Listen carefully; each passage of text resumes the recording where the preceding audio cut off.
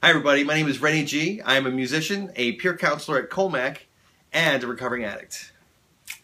Hi, I'm Tony Massey, psychiatrist, addiction medicine specialist, also at Colmac. And I'm Doc. And I'm Rock. All right. Well, here we go. We have another question. This person addressed us by our first names. Oh, okay. Okay, so it's Dear Rennie and Tony. That's us.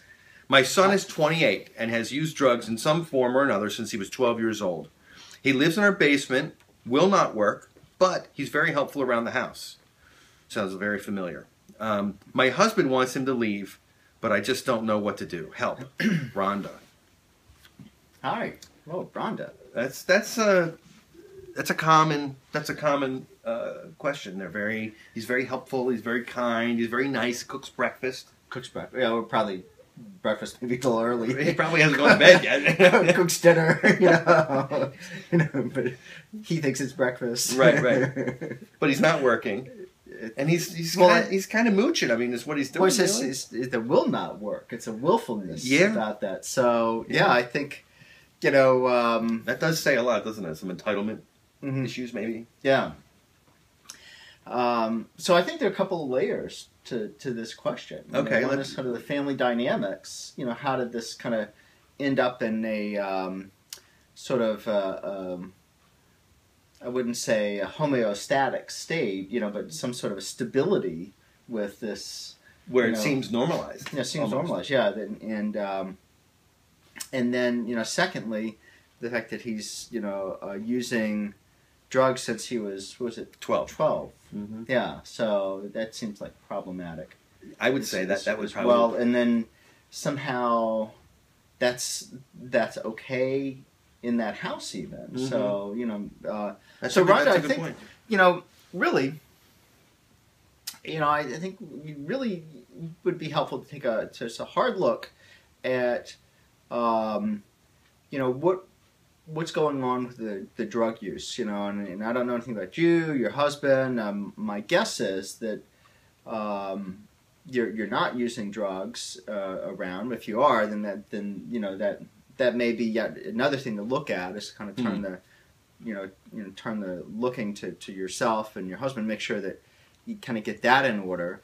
But clearly, it sounds like your son has got at least some issues with addictive drugs or alcohol. I mean, and that's it'd be good at least to get an evaluation and kind of see what's there. I mean, does your son think he has a problem? It sounds like he's not functioning occupationally. He's 20. He's 28. Yeah. So this is not new. Yeah, and maybe I don't know socially how he's functioning, if he has a lot of friends and goes out and stuff, but often that kind of goes by the wayside as well. Mm-hmm. So, I think that's important to look at what's going on there. And then secondly, it is your house, and you can really sort of set some ground rules. Sounds like the husband wants to do that. Yeah, and it's kind of, so maybe, making sure that everything's sort of lined up so that the facilitation of, this kind of behavior, the basement, staying there, drugs, whatever, that it's kind of being facilitated by, the not doing anything. He has no need to change. He's being fed, being housed. Yeah, he can do whatever he wants. Yeah, he could, in a way, he could argue that he doesn't have a problem with drugs, right? Because he doesn't have any consequences. No consequences, no problem. Right. Well, that is true. That reminds me of a situation. I had a friend in high school, okay, since I'm in recovery, so I can talk about this stuff. We used to use at his house. Smoked pot upstairs, took drugs upstairs, because his mother said she would rather have us there safe in the house than roaming the streets, the mean streets of Pikesville. So it's... You mean roaming, like smoking a pot? smoking a doobie, walking around, and it sounds like it might have, maybe it came from that. I don't know her, so I can't say, but parents think they're doing the right thing by protecting their kids. And, it sounds like the husband is willing to put some boundaries in place, but the wife is like, well, maybe he'll get himself together, and let's give him some more time, and he's not going to change until you throw him out. Yeah. I mean, it's really there's the setting the boundaries and not being sort of victimized. Creating discomfort for the addict is probably a healthy thing to do, right? It's a loving thing to do. It is a loving thing to do. So, and you know, a good support to look into, Rhonda, would be maybe like Al-Anon. You know, I mean, I think your story.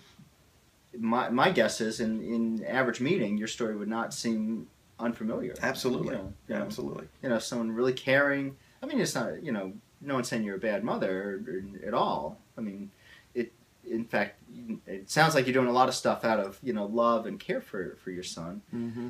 They're just more effective ways to do that and you know, help him have success in life. I agree. And you know, my mother threw me out when I was 19. 19. Wow. Yeah, as soon as I was out of school for a year, and she said, "You know what? You can't do that here." And I said, "All right, I can get my own place now." And I think on my way out, I had my hand out and said, "Well, can you pay my first couple of months' rent?" You know, it lasted about 3 months. About 3 months. And I came crawling back. Oh, I'm ready to go to rehab, and it worked for me. You know, so okay, there you are. All right, Rhonda. Well, they wasted another 10 minutes listening to us. Probably less. Probably fast forwarded. You know?